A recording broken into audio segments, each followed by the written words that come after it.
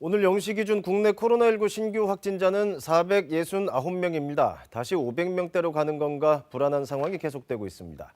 특히 감염 경로 추적이 어려운 경우가 많아서 걱정인데요. 재난방송센터 연결해 자세히 알아보겠습니다. 이혜진 기자, 이번 주 좀 줄어드나 했는데 다시 400명대 후반으로 나왔어요. 오전에 나온 확진자 현황부터 전해주실까요?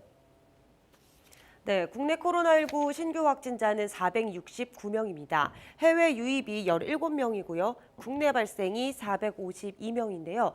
위중증 환자는 3명이 줄었지만 사망자는 8명이 늘었습니다. 이번 주 월요일부터 확진자가 300명대로 내려와서 감소세를 보이나 했는데 사흘 만에 다시 400명을 훌쩍 넘었습니다. 어제와 오늘 검사 건수는 크게 차이가 나지 않았는데도 확진자는 증가하면서 양성률이 1%를 넘었습니다. 국내 확진자를 지역별로 보면요. 경기가 180명이 넘는 등 수도권이 323명입니다. 확진자의 70%가 수도권에 집중됐습니다. 수도권 외 지역 가운데 경남에서는 집단 감염의 영향으로 45명의 확진자가 나왔고요. 전북과 대구, 충북, 부산, 강원에서도 두 자릿수 확진자가 발생했습니다. 주요 집단 감염 상황을 보면요. 수도권에서는 이렇게 미용실과 교회 그리고 사업체에서 20명 안팎의 소규모 집단 감염이 진행 중입니다. 경남 상황이 안 좋은데요. 진주의 목욕탕과 관련된 누적 확진자가 176명까지 늘었습니다. 목욕탕에서 골프장까지 감염 고리가 확대됐고 이 관련 검사가 계속 진행 중이라 확진자는 더 늘 것으로 보입니다. 그러니까 지금 문제가 그런 집단 감염보다 추적이 어려운 산발적인 감염이 더 문제잖아요?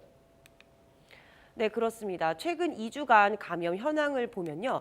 집단 감염은 보시면은 30% 정도밖에 되지 않습니다. 확진자인지 모르고 접촉했다가 감염된 경우가 가장 많고요. 그리고 감염 경로를 모르는 조사 중 비율이 계속해서 20%를 웃돌고 있는데요.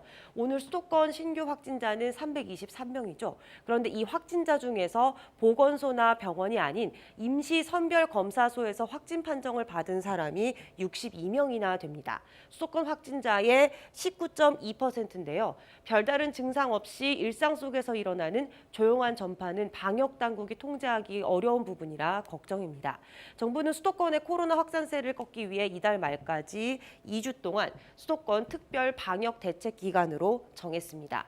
이제 백신을 맞은 사람은 62만 1,000명을 넘었습니다. 전체 인구의 1.2% 정도고요. 다음 달부터는 75살 이상 고령층과 보건교사 등 일반 시민들을 대상으로 한 접종 계획도 발표가 됐는데요.